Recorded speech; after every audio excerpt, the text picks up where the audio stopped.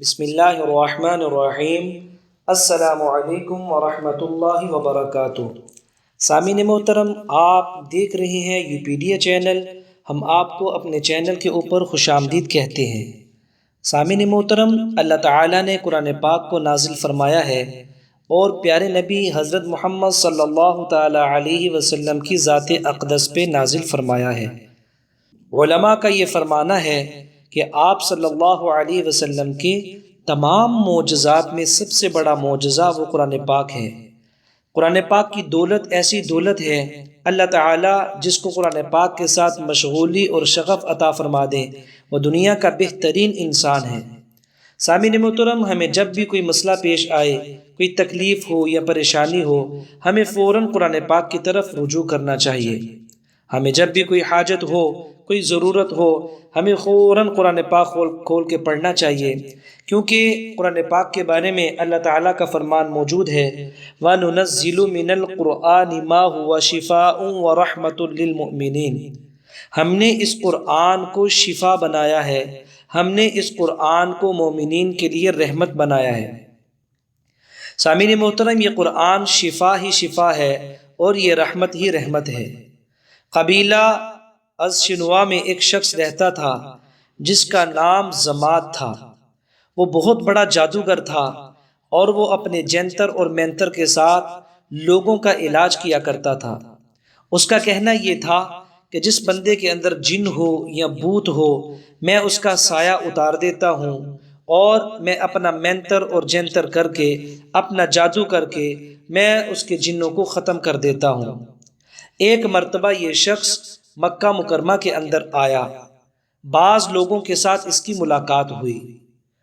دوستو، جب بعض لوگوں کے ساتھ اس کی ملاقات ہوئی تو وہ لوگ حقیقت میں رسول پاک صلی اللہ علیہ وسلم کے مخالفین تھے، اور نعوذ باللہ آپ صلی اللہ علیہ وسلم جب اپنے توحید کی، اللہ کی وحدانیت کی اور اپنی رسالت کی دعوت دیا کرتے تھے تو لوگ آپ کو کہتے تھے کہ آپ مجنون ہیں، نعوذ باللہ آپ جادوگر ہیں، آپ ساحر ہیں، آپ شاعر ہیں، جس کی اللہ تعالیٰ نے قرآن پاک کے اندر صفائیاں پیش کی کہ میرے نبی نہ ہی تو جادوگر ہیں، نہ ساحر ہیں، نہ مجنون ہیں، نہ شاعر ہیں، بلکہ یہ میرے رسول ہیں اور میرے نبی ہیں، میں نے ان کو نبوت دے کر بھیجا ہے۔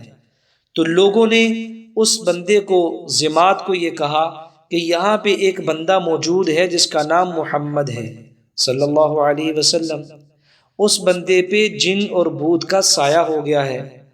تو زماد اپنے تکبر کے اندر اور بڑے فخریہ انداز میں یہ کہنے لگا کہ مجھے ایک دفعہ اس بندے سے ملا دو، میں اپنے جنتر اور مینتر کے ذریعے سے اس کے اندر سے جن اور بھوت کو نکال دوں گا۔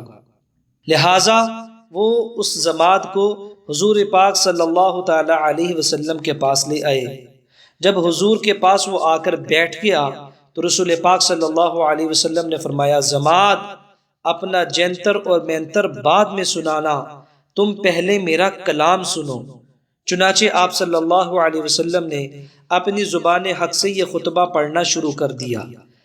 الحمد للہ نحمده ونستعینه ونستغفره ونؤمن به ونتوکل علیہ ونعوذ باللہ من شرور انفسنا ومن سیئات اعمالنا من يهده الله فلا مضل له ومن يضلله فلا هادي له وأشهد أن لا إله إلا الله وحده لا شريك له وأشهد أن محمدا عبده ورسوله۔ اللہ اکبر۔ حضور کی خوبصورت زبان سے، خوبصورت آواز کے ساتھ آپ نے یہ خطبہ پڑھا۔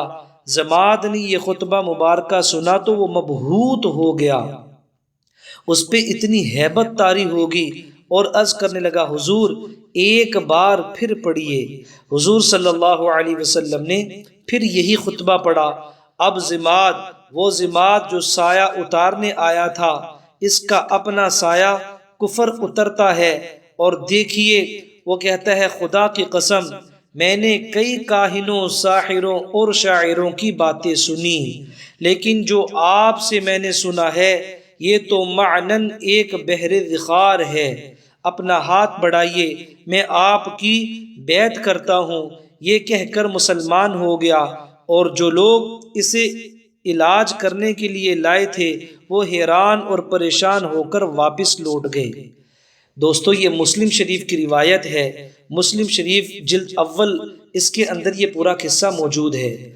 آپ دیکھیے رسول پاک صلی اللہ تعالی علیہ وسلم کی زبان اقطر سے نکلنے والے وہ کلمات جو قرآن کا حصہ نہیں ہیں، فقط خطبہ ہے، ان کے اندر اللہ نے اتنی تاثیر رکھی کہ بڑے سے بڑے جادوگر اور بڑے سے بڑے کاہن وہ حضور کے سامنے مشرف با اسلام ہوئے۔ تو اگر کوئی بندہ قرآن پاک کے الفاظ کا وظیفہ کرے گا، اللہ تعالیٰ کے خوبصورت ناموں کا وظیفہ کرے گا، آپ اس کے بارے میں تصور کریں اللہ تعالیٰ اس کو کتنا نوازیں گے۔ تو آج کا جو وظیفہ میں آپ لوگوں کے سامنے لے کر حاضر ہوا ہوں، یہ اللہ تعالیٰ کے بہت ہی زبردست اور خوبصورت، بہت پاورفل دو نام ہیں۔ دوستو ان ناموں کا وظیفہ آپ نے کرنا ہے، اور یہ بڑا ہی بابرکت مہینہ چل رہا ہے، عشرہ ذی الحجہ۔ آپ اہتمام کے ساتھ اس وظیفے کو شروع کریں، انشاءاللہ تعالی اللہ تعالیٰ آپ کو عزت بھی دیں گے، خوشیاں بھی دیں گے، اور دولت آپ کی چوکھٹ پہ پہنچے گی۔ اللہ تعالیٰ اپنے غیب کے خزانے آپ کے اوپر کھول دیں گے، اور آپ کو وہاں سے مال آئے گا جہاں سے کبھی آپ نے پوری زندگی سوچا بھی نہیں ہوگا، اور آپ کا تصور بھی نہیں ہوگا۔ اس انداز سے بھی مال آپ کے پاس آ سکتا ہے۔ وہ وظیفہ یہ ہے، آپ نے 113 دفعہ اللہ تعالیٰ کے یہ دو خوبصورت نام ان کی تسبیح کرنی ہے، یا خالق یا رحیم، یا خالق یا رحیم، یا خالق یا رحیم۔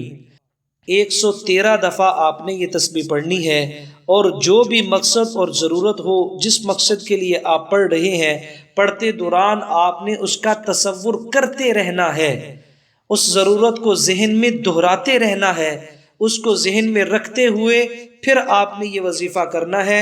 انشاءاللہ آپ کا وہ کام ضرور پورا ہوگا۔ آپ سے درخواست ہے اس کو ضرور کریں۔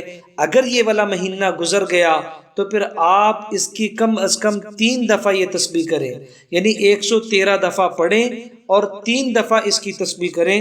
اللہ تعالیٰ آپ کی دلی مراد کو پورا کریں گے۔ آپ سے درخواست یہ ہے، اگر ویڈیو اچھی لگی ہو، صدقہ جاریہ سمجھتے ہوئے آپ اس ویڈیو کو آگے شیئر کر دیں، تاکہ آپ کو اللہ تعالی صدقہ اور اس کا ثواب عطا فرمائے، مسلمانوں کے اندر خیر پھیلانے کا ثواب عطا فرمائے۔ کسی کا کام ہماری وجہ سے ہو گیا، اللہ تعالی ہمارے کام بھی کسی کی وجہ سے کر دیں گے۔ اپنا خیال رکھیں۔ السلام علیکم ورحمۃ اللہ وبرکاتہ۔